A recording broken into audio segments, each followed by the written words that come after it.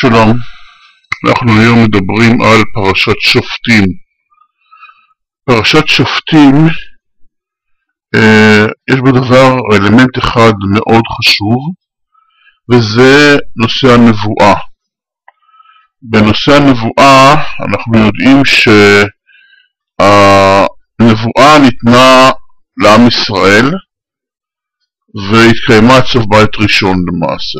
סוף בית ראשון נביאים אחרונים, ולמעשה נאמר שאחרי הנביאים האחרונים האלה נפסקה הנבואה.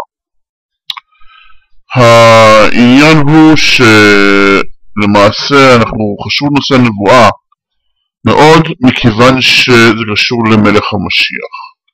כמו שמשה רבינו היה גדול נביאי ישראל, הוא היה גואל ראשון, כך מלך המשיח שהוא גואל אחרון, חייב להיות גם כן גדול בנביאי ישראל. אבל לכאורה יש בעיה, כמו שאנחנו יודעים, שם נאמר כביכול שבפרשה שלנו, על נושא הנבואה, שנבואה ניתנה על ידי הקדוש ברוך הוא, ולכן כמו שנבואה ניתנת, היא גם יכולה לקח בחזרה. לכן אנחנו צריכים לבחון מה אומר הרבי שליט המלך המשיח בנושא הזה, בהקשר לפרשה שלנו, בהקשר למה שכתוב בקריאה של יום חמישי, או קריאה חמישית של הפרשת שופטים. וזה לשונו של הרבי. הוא קודם כל מביא ציטוט פה משתי פסוקים, שתי מקומות. דבר שכתוב בפרשה שלנו, נביא מקרבך, יקים לך השם אלוקיך. זה מופיע בפרק י"ח בפסוק ט"ו. לאחר מכן הוא מביא ציטוט ממסכת יומא, שם כתוב, ומשמתו נביאים אחרונים נסתלקה רוח הקודש מישראל. לכאורה לפי זה אין יותר נבואה בישראל, ולא אמורה להיות נבואה לעתיד לבוא גם כן. אבל כאן מוסיף הרבי כמה משפטים חשובים, אנחנו נקרא אותם כלשונם. משמע לכאורה שאין נבואה בזמן הזה, ואולם מפורש בכמה מקומות בחז"ל שהייתה רוח הקודש גם לאחר הנביאים האחרונים.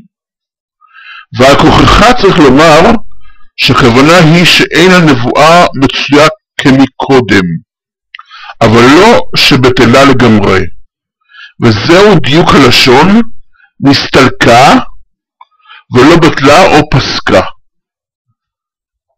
שכן לא בטלה הנבואה ולא פסקה, אלא קשה יותר להגיע אליה. יותר מכן, איתה באגרות תימן, זה קשור לרמב"ם, שתחזור הנבואה לישראל בשנת ד' אלפים תתקע"ו. והרמב"ם כותב שם אודות אדם שהיה קרוב לזמנו, וכך הוא כותב הרמב"ם, המופת הזה הוכיח לעיניי כל שהוא נביא לאין ספק. זאת אומרת שיש עדיין נבואה בישראל לפי הוראתו ודברתו של הרבי. והנבואה מסמלת למעשה נביא אמת, מה שנקרא, כי הפרשה שלנו מדברת על הבדל בין נביא אמת לנביא שקר.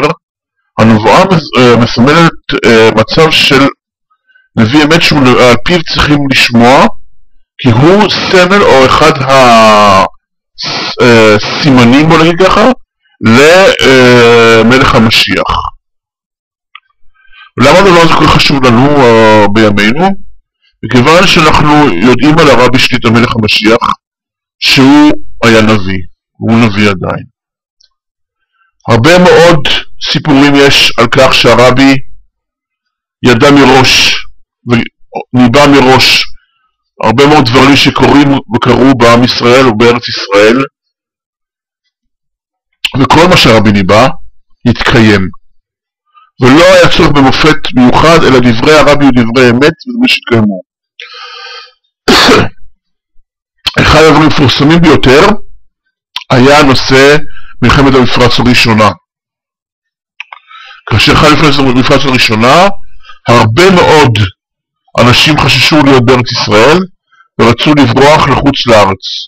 והרבה חסידים פנו לרבי ושאלו אותו אם לברוח, אם לעזוב, והרבי אמר להם בנבואתו, ארץ ישראל זה מקום בטוח ביותר, אין מה לחשוש. אנחנו יודעים שכמובן הרבי צדק, אבל זה לא רק בזה, הוא ידע מראש על מלחמת ששת הימים, הוא ידע מראש על מלחמת יום הכיפורים, הוא הכיל אנשים והכיל את המצב מבחינה רוחנית כדי לעזור ולהגן במצבים האלה. הוא ידע מה שקורה בימינו, שאם מחזירים שטחים בארץ ישראל, לא מביאים שלום, מביאים רק להגדלת המלחמה ולהחלשה של עם ישראל כולו. ולכן אנחנו צריכים לשמוע בקולו של הרבי, והרבי אמר אסור להחזיר או לתת שטחים לערביי ישראל או לכל עם זר, אלא רק ארץ ישראל שייכת לעם ישראל, ורק כאשר עם ישראל ישב בארץ ישראל, ישיבת בטח, אז תבוא הגאולה הסופית, וכתוצאה מכך גם השלום. וזה העשר של פרשה שלנו. פרשת שופטים מדברת על זה שהנביא הוא המשיח, וזה הרבי שליט"א. אנחנו מצפים שהנבואה שתתקיים, שהרבי אמר נבואה אחת מאוד מאוד חשובה, שהיא אנחנו דור אחרון לגלות ודור ראשון לגאולה.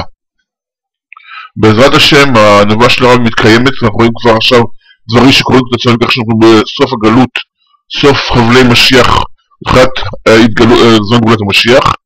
בעזרת השם הרבי יתגלה במהרה, ואנחנו נראה אותו כולנו ונכיר כולנו יחד, ונראה כולנו יחד בירושלים, נקבל את פני משיח צדקנו, גאולה אמיתית ושלמה, ושהשנה הזאת תהיה שנת גאולה אמיתית ושלמה. שבת שלום וכל טוב לכם וגאולה שלמה לכולם.